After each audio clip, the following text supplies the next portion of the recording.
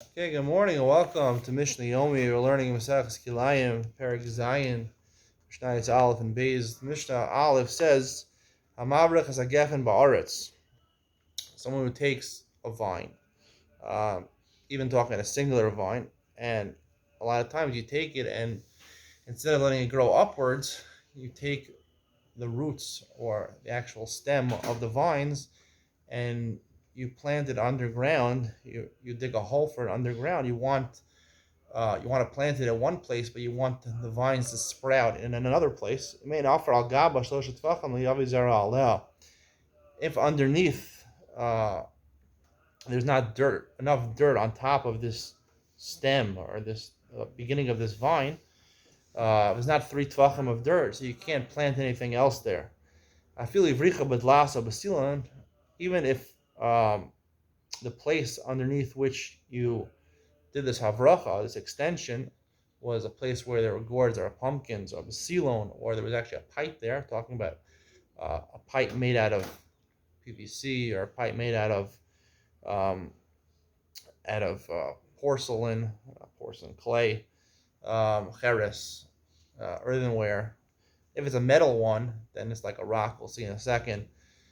Because the problem is that the stem or of this vine is gonna give unika. It's gonna give growth. It's gonna give a taste of a grape to what's on top of it. So 3 tvachim it won't give it a taste, but less than 3 tvachim it will. Havricha basela, but if you put it underneath a rock, afal pisha and afar al gaba al etzbos, as long as the rock is 3 etzbos, mutter lahavi zera aleh.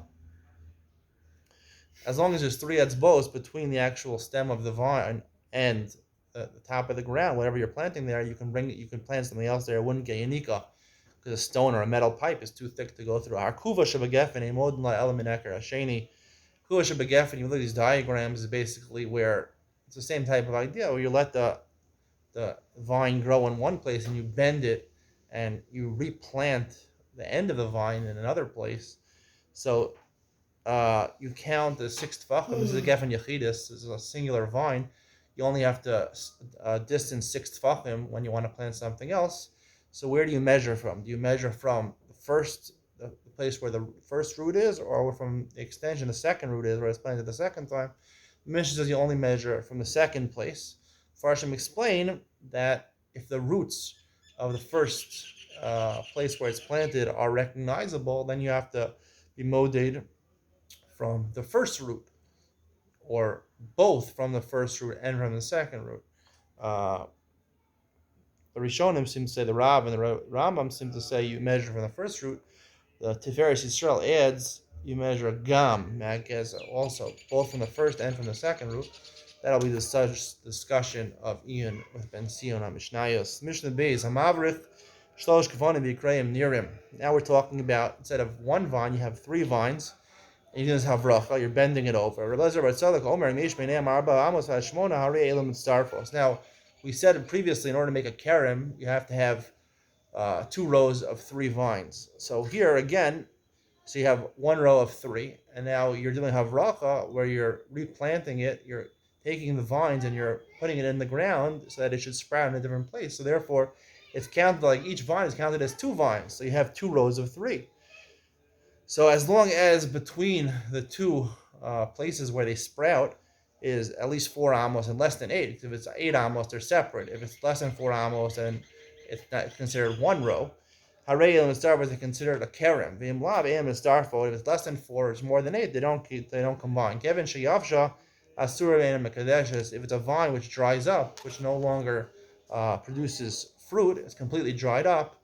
So therefore, mishum marasayin, you're allowed to plant something next to it. Again, we're talking about a singular vine, but it's not mekadesh. Can't be mekadesh something else, or even if it's a kerem, if they're all dried up, it's not mekadesh something else. Not mekadesh something else to make it asura b'diavad, because it's dried up. Rabbi Yarmeir Omer Afsemer Gefen Asur Ve'eno Mekadesh. He says similarly, even a kaim plant, if you would plant it next to a moist vine, it would be asur, but it wouldn't be mekadesh because it's not edible. Rabbi Omer Mishma Af Al Gabe Gefen Asur Ve'eno Mekadesh. He says Again, let's say you did this havracha, you brought the vine underneath the ground, so therefore we said in the first Mishna on Aleph that the ground has to be at least 3 tvachim of dirt. If it's less than 3 tvachim of dirt and you planted something else on top, it would be usher in a makadesh. It would be usher to do this, to plant it, but it wouldn't be makadesh. It wouldn't usher the zera that you planted there. We don't pass them like these last two things, or a mayor or a tzadok. It would be makadesh in these things. Hope you enjoyed today's share. See you in Mishnayos with Ben Sion.